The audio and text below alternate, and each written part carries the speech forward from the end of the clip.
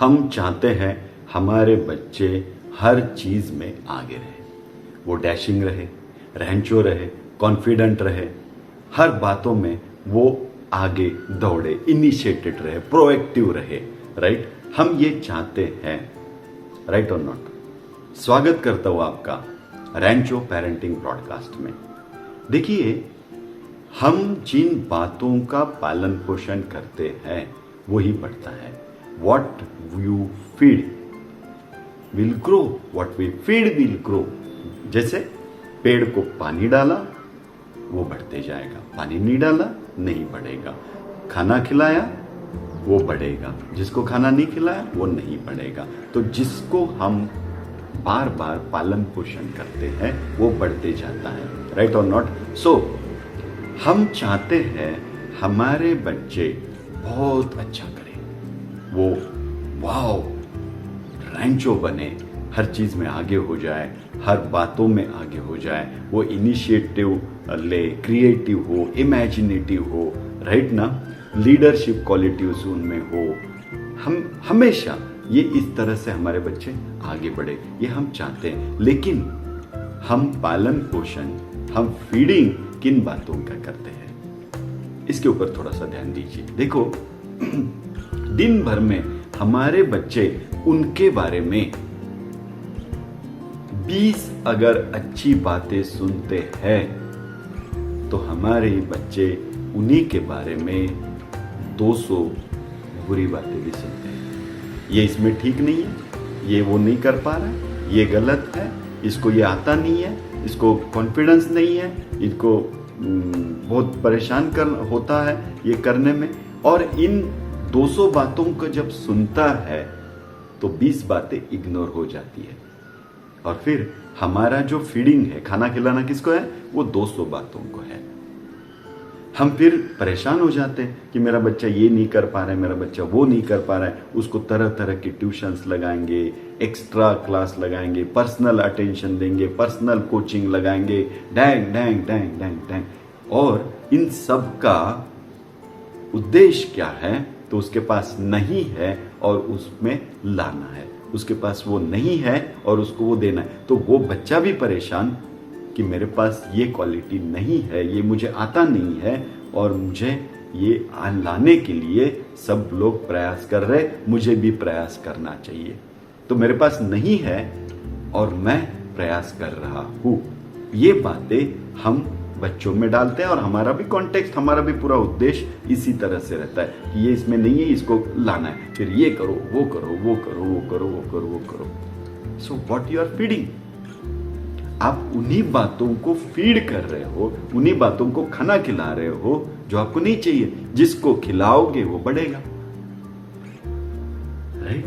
तो वो 20 अच्छी बातें हैं, उनको हम पोषण नहीं दे रहे, और जो 200 बुरी बातें हैं उनको हम बार बार पोषण दे रहे हैं। देखो, मैं आपको ये नहीं कह रहा हूं कि बच्चों को वो आना चाहिए कि नहीं आना चाहिए, मैं आपको ये नहीं कह रहा हूं कि बच्चों को डिसिप्लिन चाहिए कि नहीं चाहिए। मैं कहता हूं डिसिप्लिन चाहिए, आना चाहिए, लेकिन कौन से माहौल में, किस तरह से। तेरे पास नहीं है और हम लोग तुझे डेवलप करेंगे, तू भी सपोर्ट करना और डेवलप होंगे। ये एक तरीका हमें प्रेशर देता है, राइट। हमारा पूरा उद्देश्य ये होता है कि इसमें बहुत कुछ कमियां हैं और हम सब मिलके उस कमियों को दूर करेंगे। ये कॉन्टेक्स्ट ही गलत है, ये उद्देश्य ही गलत है। हमें शुरुआत करनी है किस बात से, तो पहले जो 20 है ना, जो अच्छे हैं उनको पालन पोषण करो, तो वो जब बढ़ेगी तो 200 इग्नोर हो जाएगी या फिर 200 कवर हो जाएगी। देखो, अब मोटा मोटी बात समझो, बच्चों के जीवन का एक व्यक्तिमत्व का हिस्सा, अंदर का भाव, सेल्फ टॉक जिसे बोलेंगे या सेल्फ इमेज जिसे बोलेंगे, बच्चों के अंदर का जो भाव है मुझ में नहीं है, ये भाव को अगर हम फीडिंग देंगे तो वो कभी भी कभी भी आपके एक्सपेक्टेशन के हिसाब से उतरेगा नहीं। वो हमेशा अपने आप को अंदर से खाता रहेगा कि मुझे नहीं है। ये हेल्दी वातावरण नहीं है ग्रो होने का, आपके एक्सपेक्टेशन से ग्रो होने का ये हेल्दी वातावरण नहीं है।